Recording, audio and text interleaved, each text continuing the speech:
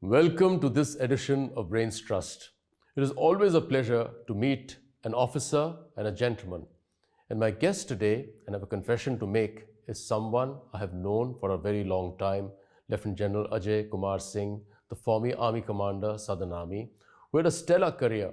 And after his tour of duty with the Indian Army, General Singh was appointed as the Governor of Andaman and Nicobar Islands and the Governor of Pondicherry.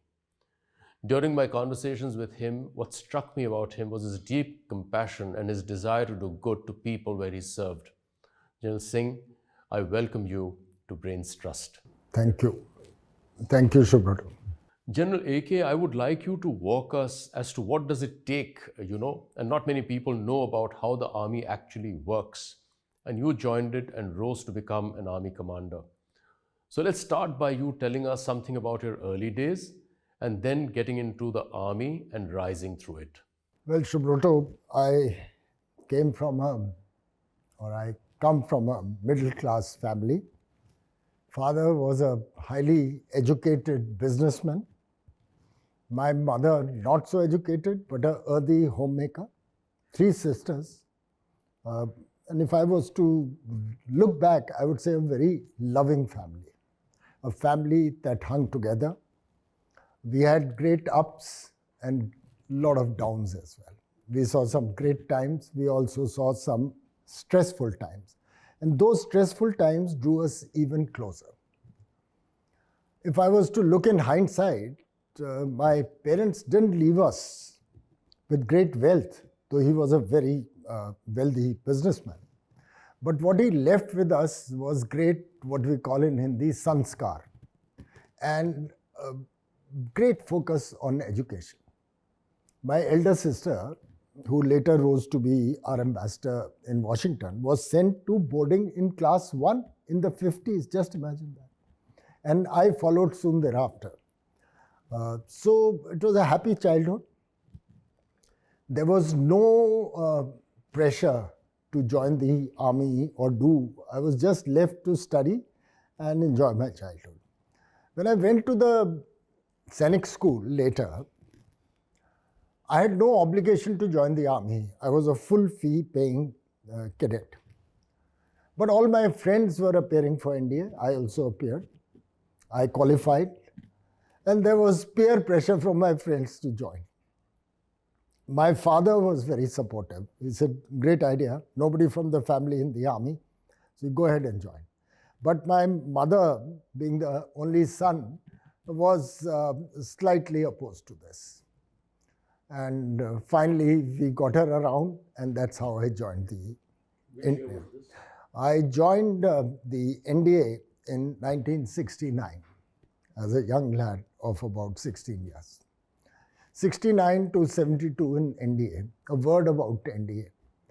It's a tri-service institution which gets cadets for the Army, Navy, Air Force from all walks of life in India, from all regions, from all religions. And when we join, we are at different levels of evolution. But in 3 years, it brings us to a common denominator. Those who are very high-flying come down a little. Those who have been not so fortunate are brought up. And when we pass out of NDA, what distinguishes us are the factors of camaraderie, of trust, about ownership for what we do, about that great passion to serve the Indian Army and in turn serve the nation. So very fond memories of NDA, though mind you, it was a tough routine. You didn't have really time to think. And then I went on to IMA, rose to the highest appointment there, and on commissioning joined my regiment, 7th Light Cavalry.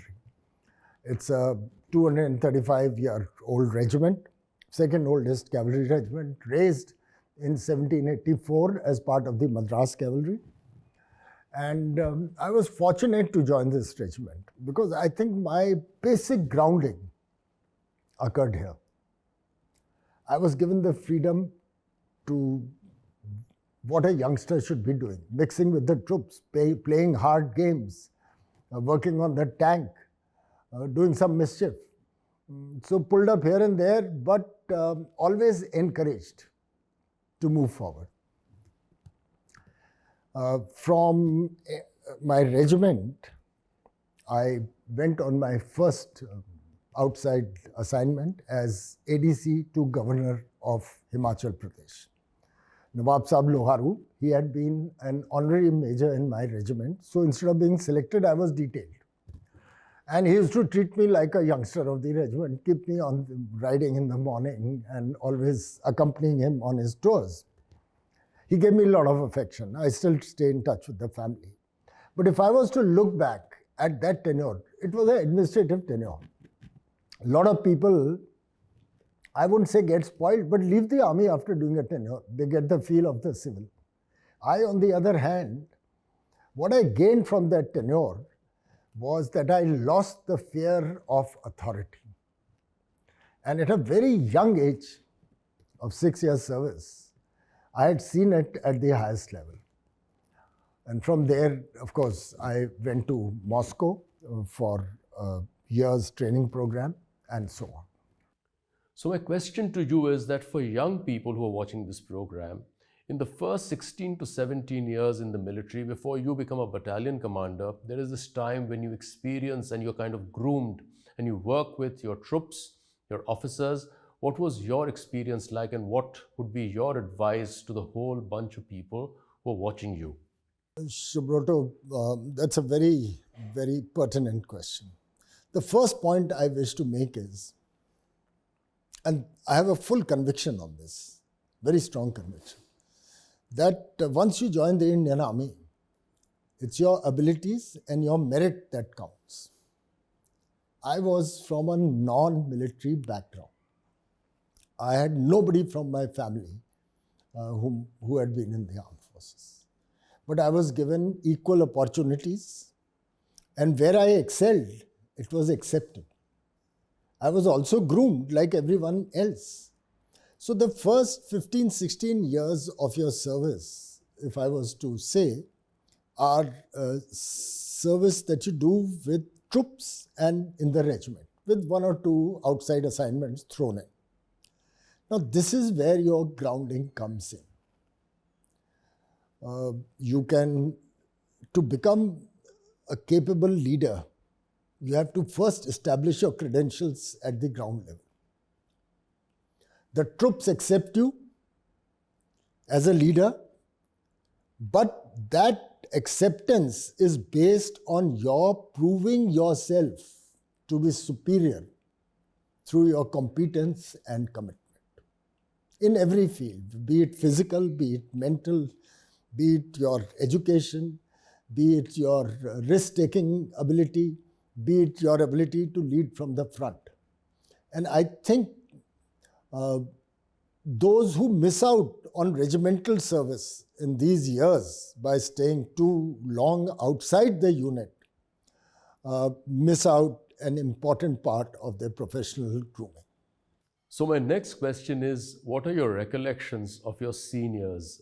I mean, those who mentored you and coached you as you went along. Well, mentoring is a very important facet in the army. Rightly, everybody gets a good opportunity to prove himself, to grow professionally.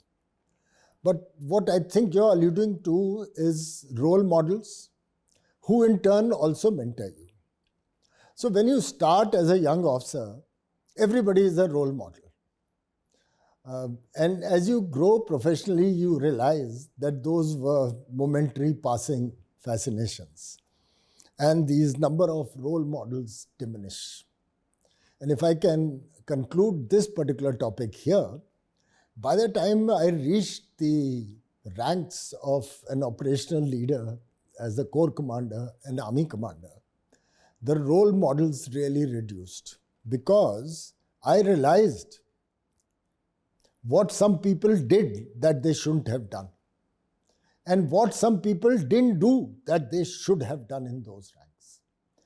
So my advice would be that there are few role models. If you can hit the right role model, well then accept him. And the role model has an obligation to groom a larger cross-section of people who have faith and who believe in him. You know, in the armed forces, you can lead through the power that is vested in you. If I was to say you can command through the power, you can't lead through the power. So if you command through the power of fear and authority vested in you, it works, but it works only till the time that you are in the chair. You go out, all that legacy that you are talking of goes out. Therefore, I realized this. I saw it in some superior officers who were good, but they had instilled a fear psychosis. They had instilled, a great amount of officialdom in their legacy, in what they propagated. And as a reaction, when that guy left the chair or left the service, it went out. Some of it was very good. I saw this and recognized it. And therefore, I tried to create a legacy through persuasion, through example, through motivating people, through convincing people. And at every stage, especially in senior ranks, I took out a written document to outline my philosophy. For example, as Corps Commander, as GOC White Tiger Division philosophy, Strike 1 philosophy, the Southern Star philosophy, where I clearly enunciated what I thought was expected of my command and how should they go about it. Just to give you an example, as the Southern Army Commander, in my Southern Star philosophy, I articulated what I expected an officer of Southern Army and Indian Army to be in the 21st century. And I can recollect it. I said, a humility in his persona. As a person, he should be humble. When he talks to an elderly, when he talks to a weaker person, he should be very humble. Humility in his persona, but arrogance in his uniform. And arrogance born out of his integrity, competence, and commitment. You know, you often find, and in fact, somebody very senior told me, General AK, this word arrogance is slightly negative. I said, I have written it deliberately. I don't want my officers to have a flexible spine. I want them to be erect, but based on his integrity, competence, and commitment. General Singh, you know, when I was listening to you, my mind went back to an interview I saw of General James Mattis, the CENTCOM commander, and he says the Marine Corps has a program where at each rank a set of books were given to the officers and they were meant to read it, and this library of book was sort of enriched the officer as he went up the organization. What are your views on officers being serious readers of books? You know, in the West, there is a tradition of taking out recommended reading books by senior officers. That of late has also come into controversy because most of those books have been traditional, straitjacketed, and not wide enough to cater to the challenging requirements of the 21st century, which are totally different from the 20th century. So in my regiment, I picked up this habit of reading. In fact, even before that, my father was a voracious reader and he had a tremendous library. For a private person, I still hold a lot of his books, as do my sisters. So we learned this habit of reading. And as I joined the army, I became very fond of going back into military history. It fascinated me. And let me say that part of my professionalism is based on the experience of others that I read about. For example, if you look at maneuver warfare, if you haven't read the debacle of the fixed Spartan phalanx or the way Hannibal routed the Romans at Cannes through his outflanking maneuvers, you would have missed something. Or if you haven't read Genghis Khan and how those few thousand nomads conquered the largest empire that this world has seen. So I think reading is a must, and this gets inculcated in early days. I remember in my regiment, as a young officer, every 3-4 months I was asked to review a book and present it in our officers' class. It happens somewhere. The biggest deterrent to this habit is the social media. Today, everybody wants a quick fix and goes through the social media to gain some superficial knowledge. You know, in the armed forces, there are two key attributes. One is military logic. When you are at a younger service, younger appointments, you work through military logic.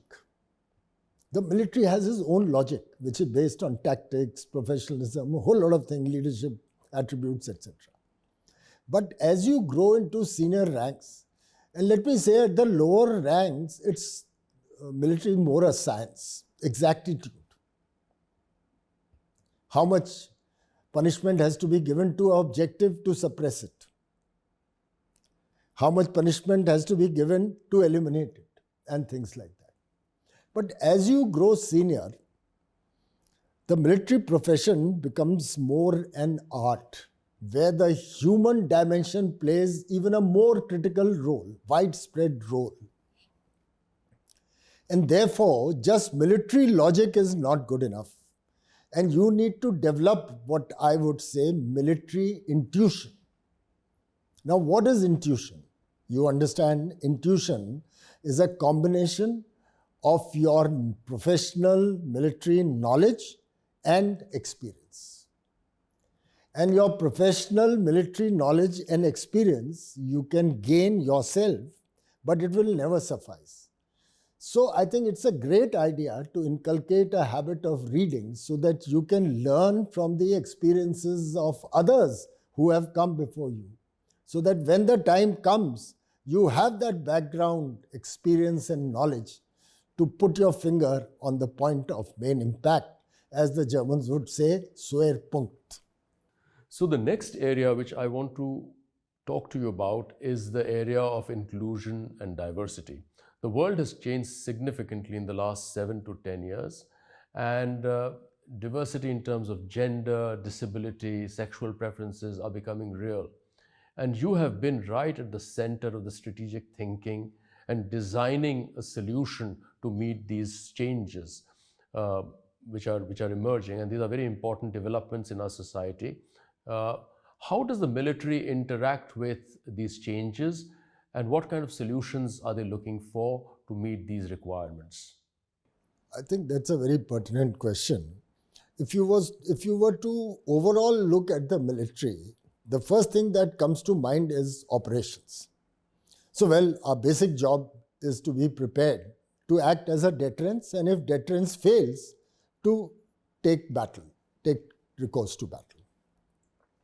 But there is an equally challenging dimension of human resource, equally challenging dimension of administration, which may appear routine, but which impacts the day-to-day lives and in turn impacts your operational effectiveness.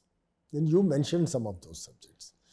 The second point I wish to make is that the personnel that we have, both officers and men, are drawn from the same society where those changes are occurring. And to expect them to live in splendid isolation would be foolish. Even though our contact with the civilians is limited, but it's not isolated. You go back to the same village, you spend your leave there, you are exposed to the same questions that you raised now. And so the armed forces have been also tackling this issue, some in a very well thought out and organized manner, and some where we have been overtaken by events. For example, let me talk of women's induction into the armed forces. Obviously, there was a reluctance. We are a traditional army, largely dominated by men. Yes, there were women, but there were doctors, nurses, and limited numbers in technical arms. So the first reaction as an institution was, good Lord, why do we need women? The second point was that we are a volunteer army. a large number of nations that actually go in for women's enlistment is because they don't have adequate males who volunteer for the army. In India's case, for every one vacancy, there are thousands who line up. And even though selection for officers is very strict and we fall short sometimes, that is because of the very superior selection methodologies that we adopt. But the numbers who apply for that are reasonable number. So let me say that this got, as women's empowerment came to the fore in the late 20th century and the beginning of this century, the armed forces also realized that we have to go in for women's inclusion in the army. It cannot be an all-male affair. I just read yesterday that the school I come from, Sainik School, Riva, all Sainik schools are now taking girl child in the boarding class. It's a good development. Why not? So long as we have the administrative regime that makes sure that all is well, and I'm sure that's not too difficult to do. So as far as women's induction is concerned, we gradually got them into arms and services which are not going to be directly into combat. So the arms that got excluded were the infantry, the armored corps, and the mechanized infantry. They are there in engineers, they are there, and they have proven themselves. Of course, there are challenges. There is a phase of a woman's life where she becomes a mother, and there is a period of layoff that time. But many of them have come back successfully. And some of the rights that they have been earned through courts of law. Recently, Supreme Court gave an order that they are also eligible for command billets, become commanding officers. But the Army's view is that yes, sure, they should become commanding, but there can't be reservation. They are commanding an all-male force. They have to prove themselves and come into the merit, and I'm sure some of them will make it. The contentious issue remains. While the Air Force and the Navy, more the Air Force, have inducted them as combat pilots, but they are few and far between. Navy is also initially reluctant, is now toying with the idea, or have inducted them onto their combat ships, not into submarines, etc. The armed forces or the army has been reluctant to induct them into the combat arms, which I mentioned. And there are good reasons. We feel there are arguments on both sides. But we feel that this is too serious a thing to experiment. Let's get them women empowerment going in other areas. And even for combat, my personal view is the women can contribute tremendously to your combat potential and effectiveness through various avenues that are available. Intelligence, space, cyber, and things like that.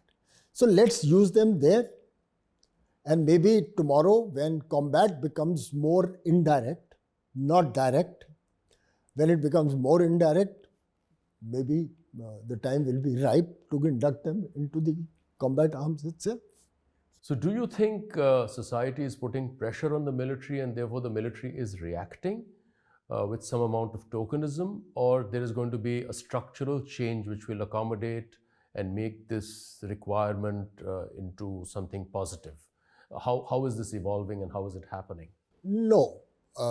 At least for the army, I can say that once we accept, then the ground rules are clearly laid down and we accept it with full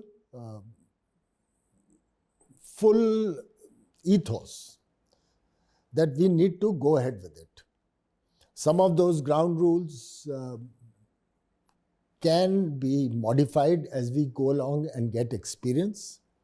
But if it was tokenism, we could always get a woman officer into Armored Corps and appoint her as the quartermaster.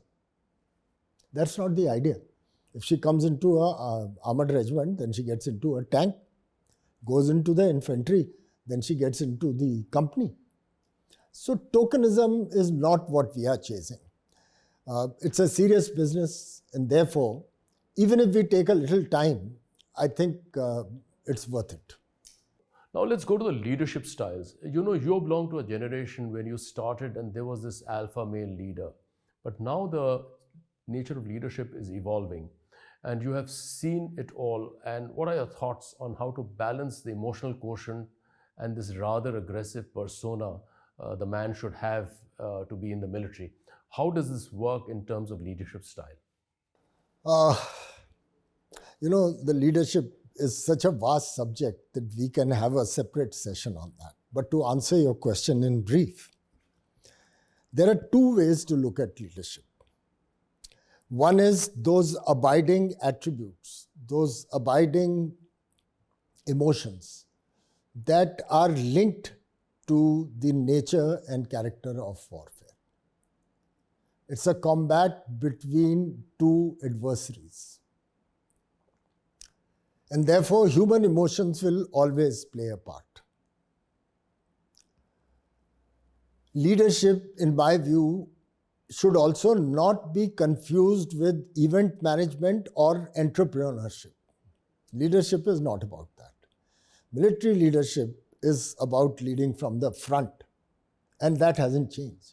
Military leadership is about standing up for what your convictions are. Military leadership is about putting yourself in harm's way before you put your subordinates there. Military leadership is about camaraderie, about trust, about extreme ownership of what you propose to do. That's military leadership, and that hasn't changed. Yes, the nuances have changed. The application of methodologies has changed, especially where you're talking of non-contact and non-kinetic warfare. And as you grow into senior ranks, military leadership is more by an indirect impact of your personality. But the personality still plays an important role. Look back, take the example of some of the most prominent leaders of the 20th century.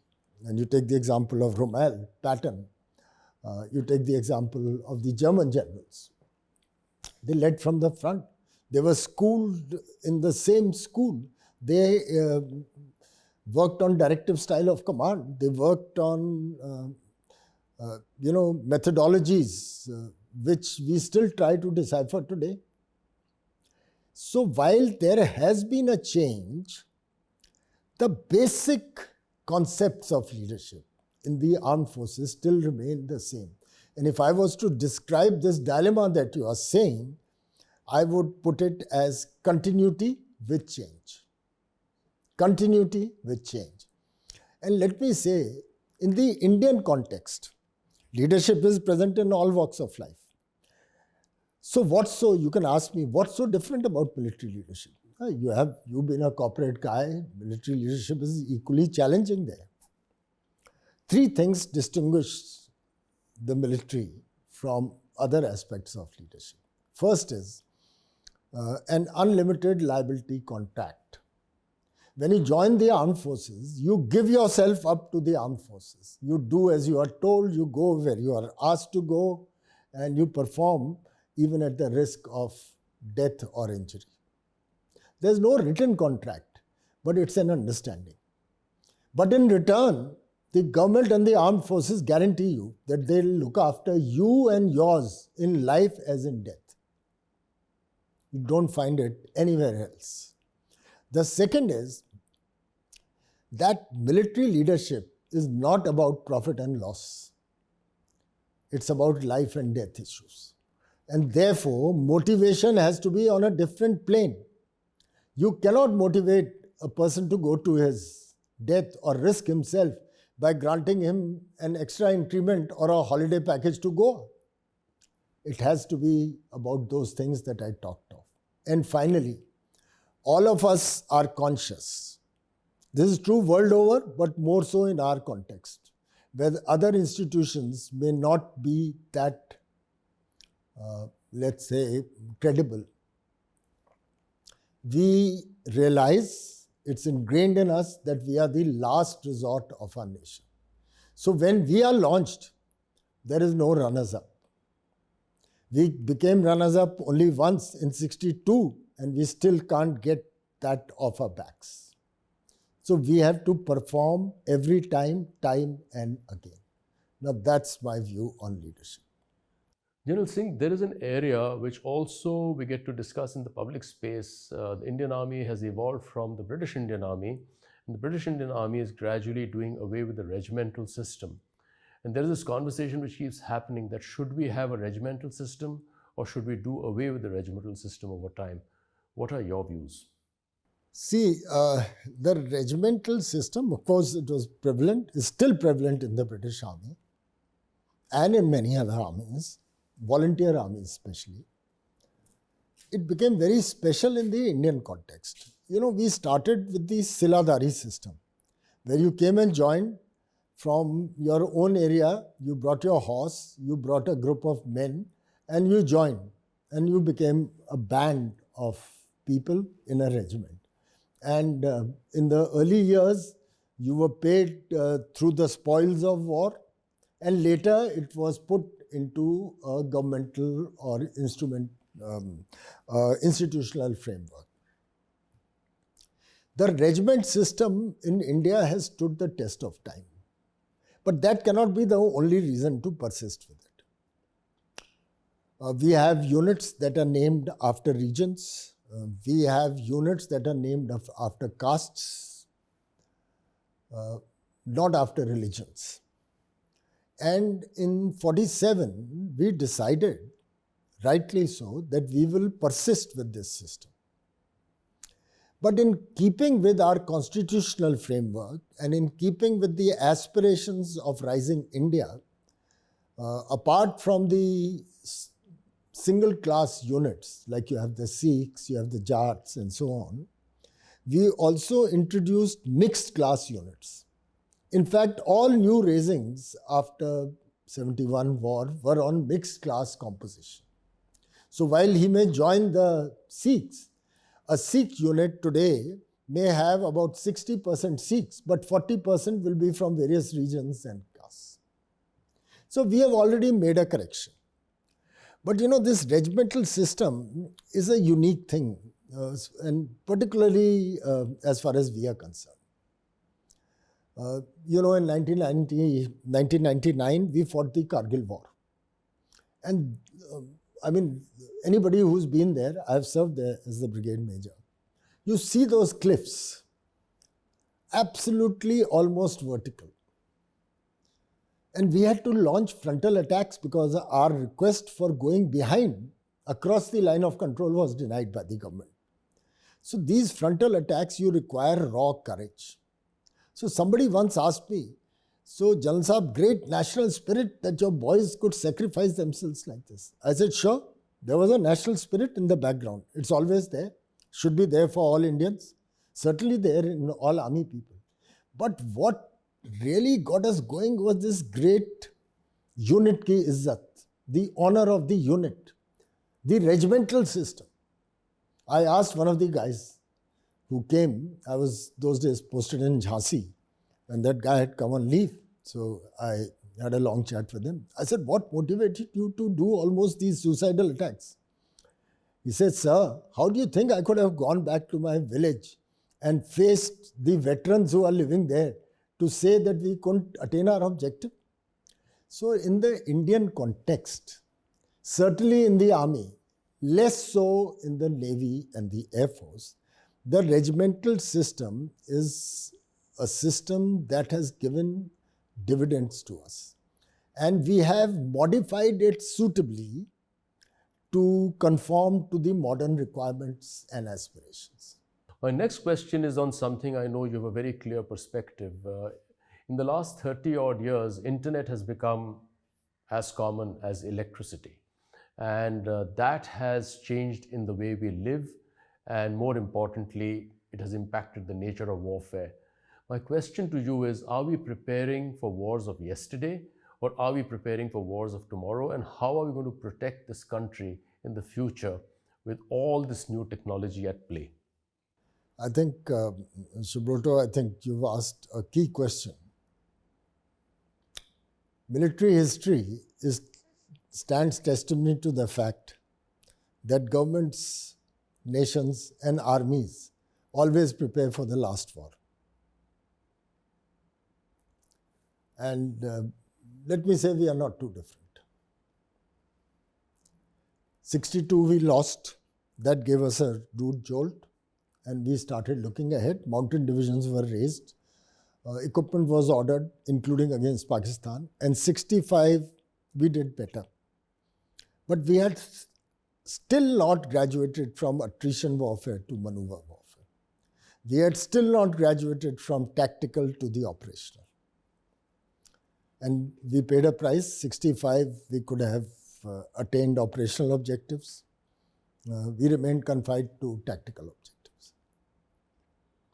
71 was a game changer, where you see the Eastern campaign in those 14, 16 days, we liberated our nation.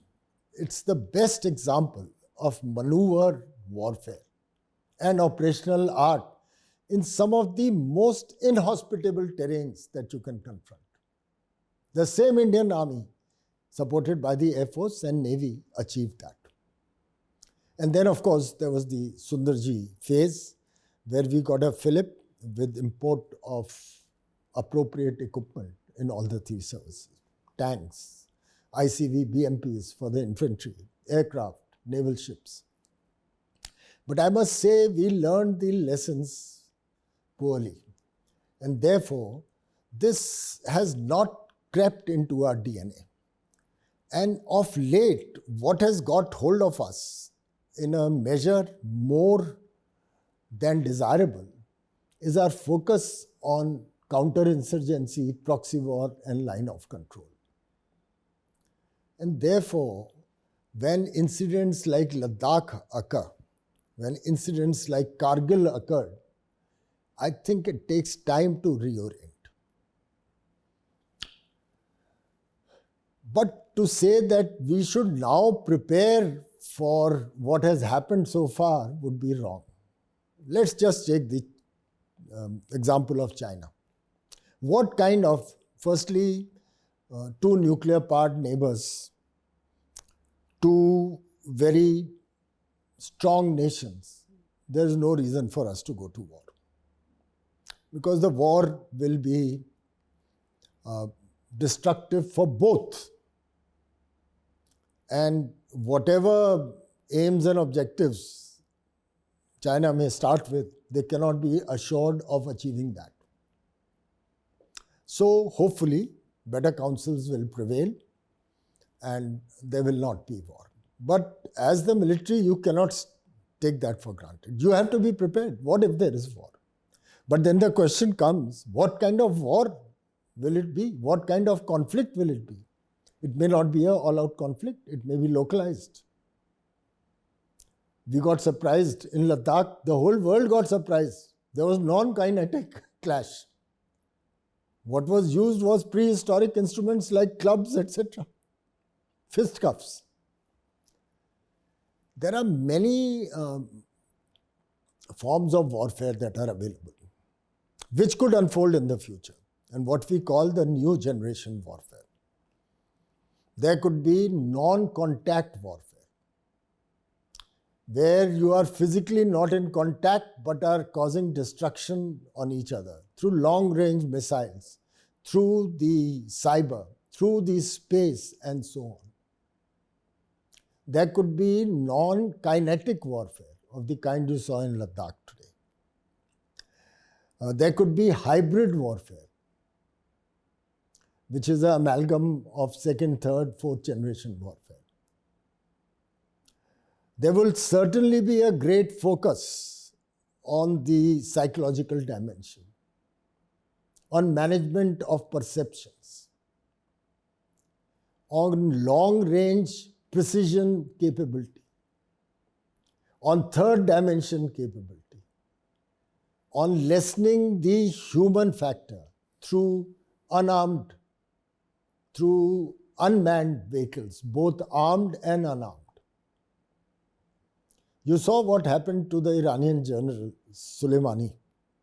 He was picked out by a whiz kid who was sitting in New York, probably handling a computer.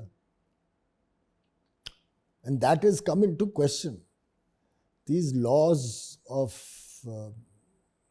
combat for unmanned instruments, the world has tried to come to some common understanding and failed.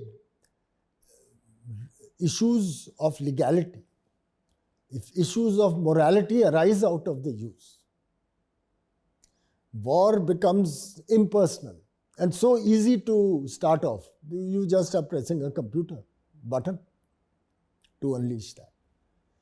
So I would say the dilemma for India is that we have a finite defense budget. In fact, our defense budget, in my view, over the last so many years, has not been up to the level that it should be. In fact, it raises serious concerns of a strategic and intellectual nature. So with a finite defense budget, where do you invest in? Do you invest in the totally futuristic model and ignore the present model? You can't do that because you have disputes on the ground. The ground disputes, despite all the technology that you may bring in there, still require boots on ground. Finally, you saw in the Chinese, finally, what happened? It was elbow to elbow, clash with the Chinese. That's how we stopped them.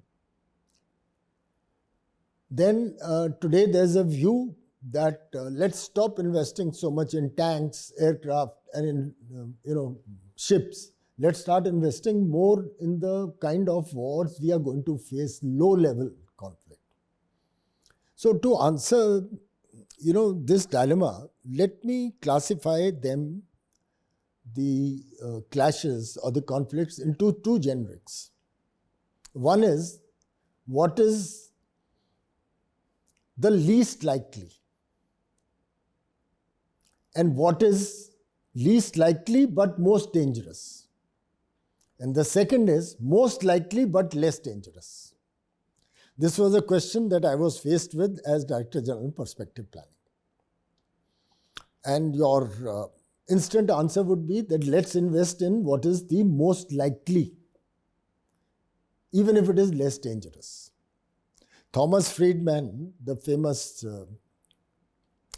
thinker from United States, says that in the future, 90% of the wars will be of the sub-conventional domain, which are most likely, but their effect will be less.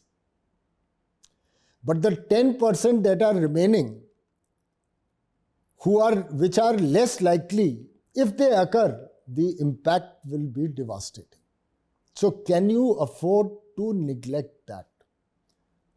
What if tomorrow, let's say, a full-scale conflict takes place? And if you don't have adequate instruments, India's military-industrial complex is not vibrant enough to generate that in a short time frame. And therefore, you need to have certain amount of assurance capability. That's the dilemma, and that's the way to look at it. For example, I'll tell you, there was talk when the Chinese came, they brought light tanks, that we should go in for emergent purchase of light tanks. So I expressed my view very strongly that we have T-72s, T-90s there, which will do the job. They are excellent tanks, outstanding. And where they can't reach, we have the infantry combat vehicle. We can take that up. So there is no requirement to panic and get light tanks. We need some light tanks, but let's go about it in a more institutional framework. Let's identify the requirement, which has been done, and let's procure them in a proper methodology, preferably through indigenous production.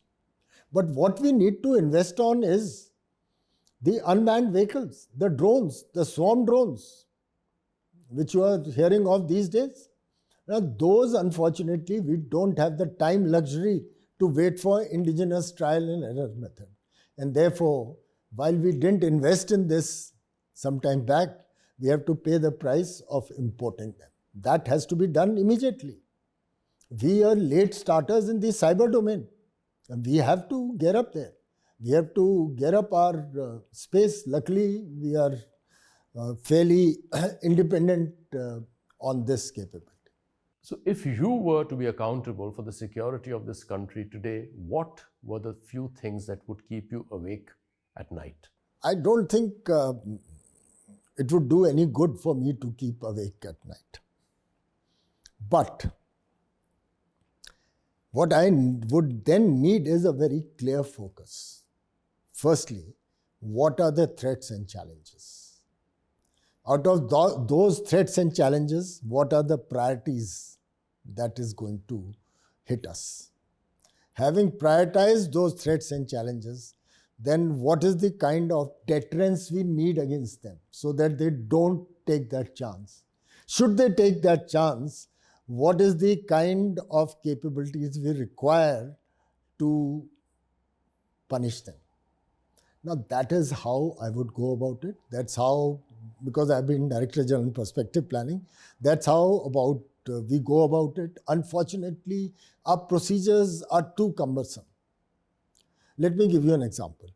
You have the capability development plan of the individual services, then you make an integrated capability development plan.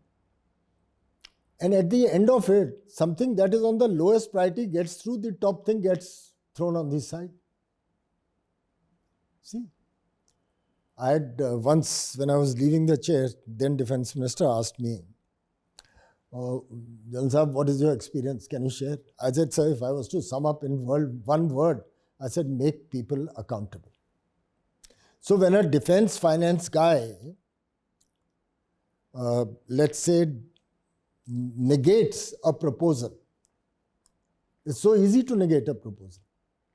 But what he should be asked to do is to put down the alternative proposal on file. Defence is too serious a business to just throw it back. That's what we have been doing. And our projects languish for years. So if everybody is held accountable, so you have many cases where the whole cycle goes through 10 years and the final day, instead of signature, it is turned back again. Who's accountable? So the government has been making a lot of efforts. There are a lot of changes in the defence procurement procedure. But unless we establish the correct ethos, unless we establish the accountability of all stakeholders, including the armed forces, including the bureaucrats, including the technocrats, including the DRDO, including the DGQA, only then we will move forward. But let me narrate on the lighter side an incident that occurred just before Op Parakram. In fact, I will narrate two incidents, not one, of military operations. First, when I was a Lieutenant Colonel G1 in MO4, responsible for equipment and equipping of the Indian Army. So this was early 90s. And one of the things that was hot that time was the induction of Arjun tank, the indigenous tank that we have. And we were, the armed forces, especially the military operations, was very firm that we will accept this tank only when it meets the user requirement. So one day in the morning I came to office, there was a headline in the papers, the chief accepts 2 regiments of Arjun tanks. So my director, then Colonel Subramaniam, later he was Central Army Commander, General Subramaniam, looked at me.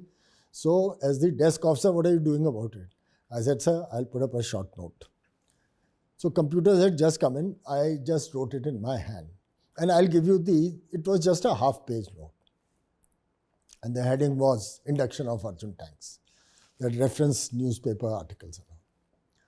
And I said, we took a very conscious and deliberate decision to go in for a pregnancy. The pregnancy should last 9 months for a safe baby to arrive. So where was the need to have a premature birth at 6 or 7 months? This needs reconsideration. I marked it to him. He looked at me, broad shoulders, he marked it right up to the DGMO. And we never saw that file again. After a month or so, MO4 used to be outside the cage. General Raghavan, the DGMO, we used to call him China man, short man. He walked in straight to the directors. There were 4 of us who used to sit in that office. It's still there. He walked to the director's table, dumped a file and went away. So the director read it and had a smile. So we all were amused. DGMO never walks in. It normally comes or he calls the director. Obviously, he was coming from the chief's office. So we crowded around and he said, okay, have a look. There in the hand of General Rodericks was written that reference note ante. I want to assure the MO Directorate and through you, the rest of the army, that your chief hasn't gone back on the key requirement of user acceptance. But to encourage our indigenous production, I have given in principle, okay, to induction of 2 units, subject to their meeting user requirement. Next para. But as your chief, I am very proud that a young officer from military operations can write a note, a sarcastic note like this to his chief. So long as we retain this, the Indian Army is in good hands. Next was, I had jumped up, become a colonel and was approved for brigadier. And Op Prakram, I was Director MO5, responsible for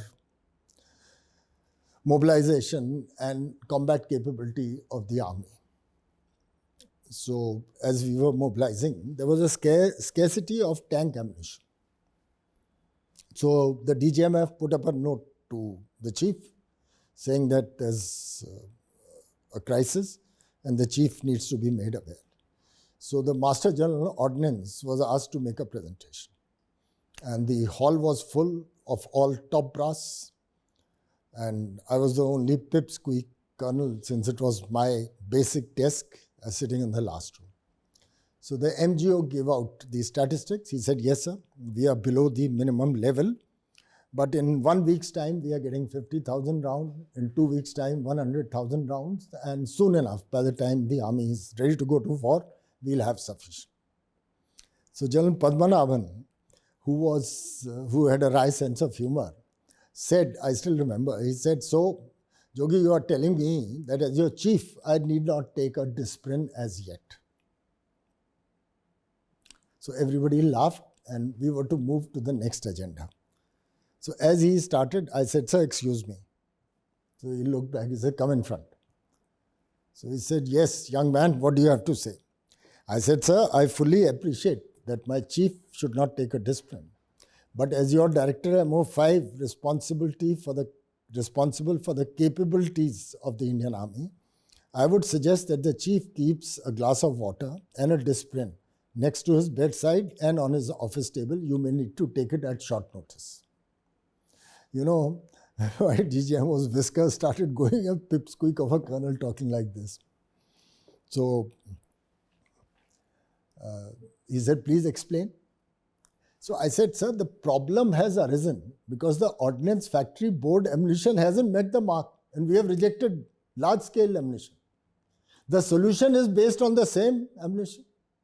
What guarantee that we will not reject the next lot? You cannot induct effective ammunition into a tank. I said, what if we reject them? We are back to square one. So he said, what should be done? I said, sir, that's not my charter. Let the MGO decide, go on a impart committee, procure from abroad, whatever he wants to.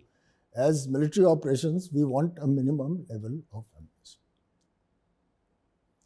Just to round this up, let me tell you, talking about General Subramaniam, then Colonel Subramaniam, I was G1 MO4. He was my director. He went on promotion, became a brigadier. So he expected me to write a nice letter to him, which I never got the time. I wanted to write courtesies, but I never got the time. You're always running around under fire. So after waiting for a month, he wrote to me. And I remember that letter verbatim. And he writes, one of the great pleasures of serving as Director MO4 was to have you as my GSO1. And then next para he writes, professional arrogance may be justified in your case, but it takes a strong boss to take you in his stride. So tread carefully and you will go far. I did take his advice somewhat. Singh, we are coming to the final lap of our conversation, which is absolutely fascinating. And after this illustrious career in the army, where there are just a handful of army commanders, you then belong to a very small cohort who went off and was appointed as the governor of Andaman and Nicobar Islands and Pondicherry. And I know a fact that you did some lasting work in these assignments, which were completely different from what you did in your military career. How do you look at the space of doing public good? Yeah, let me say, firstly, it came as a big surprise to me. I suppose because it was a strategic area and the government saw my work as Southern Army Commander, and so I was chosen. So I went there in July. I had enrolled for a PhD from Pune University.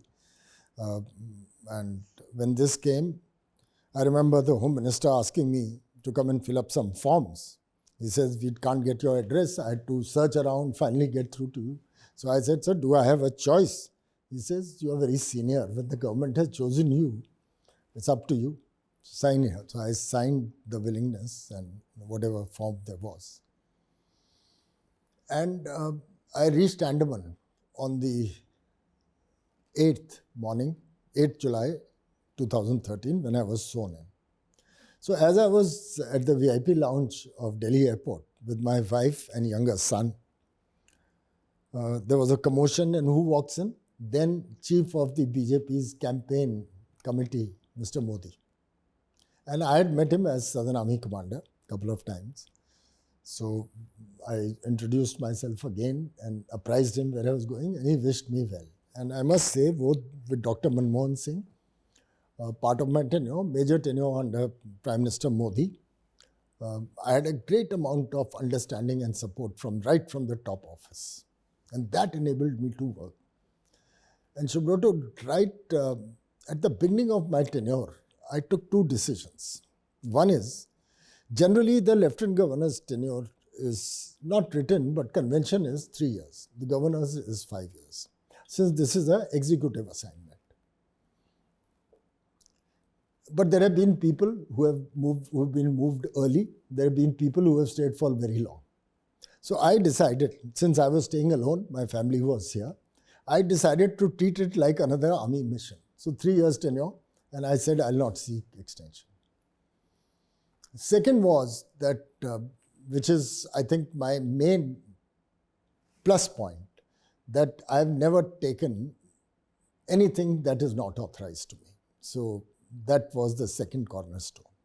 Now that liberated me, because I didn't have to bother about any concerns which were not genuine or which were going against my task.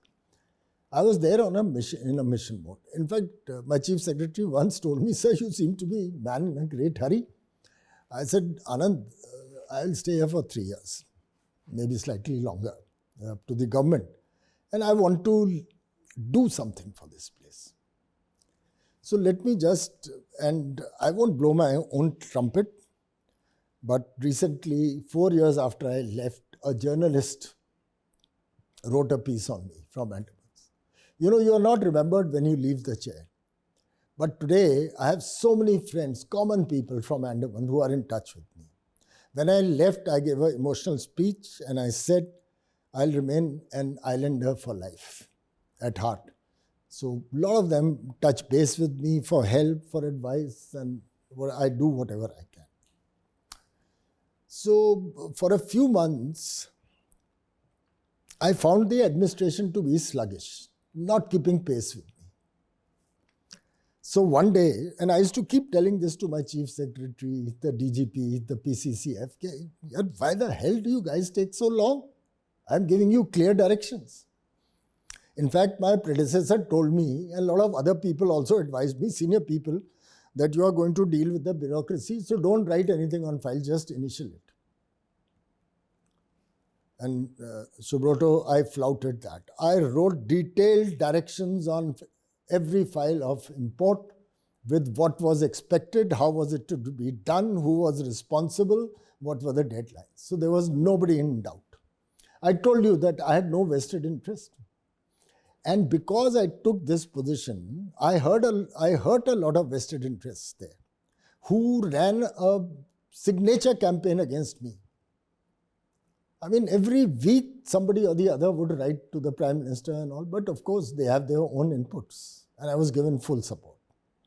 So after 3-4 months, my chief secretary sought a private meeting, came to the Rajnivas. We sat, and he said, "Sir, I want to assure you that from now you'll see a distinct change in the way we work with you." So I said, "What's happened? You want me to change my style? Am I being too much in your face?" He said, "No, sir. We've realized that's your genuine nature. You think one thing, you say the same thing, and you mean the same thing."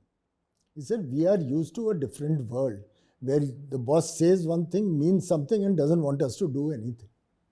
And I must say, the team really performed.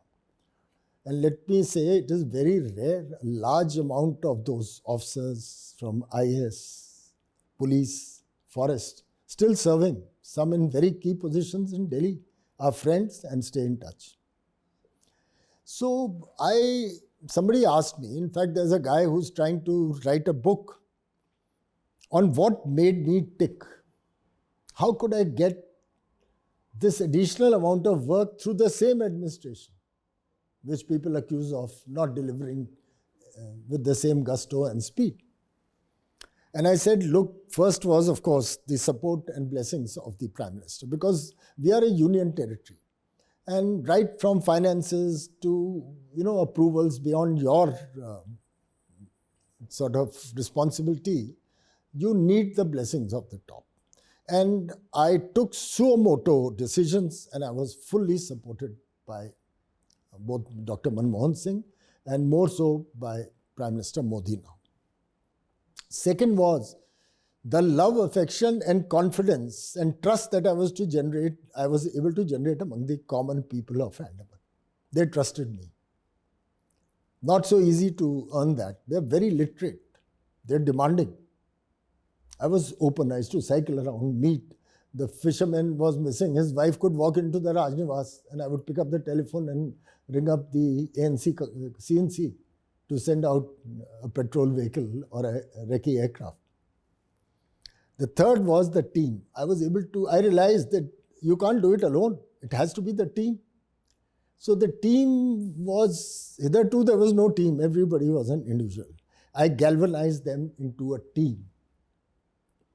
And lastly, I would give the credit to what I had learnt in the army.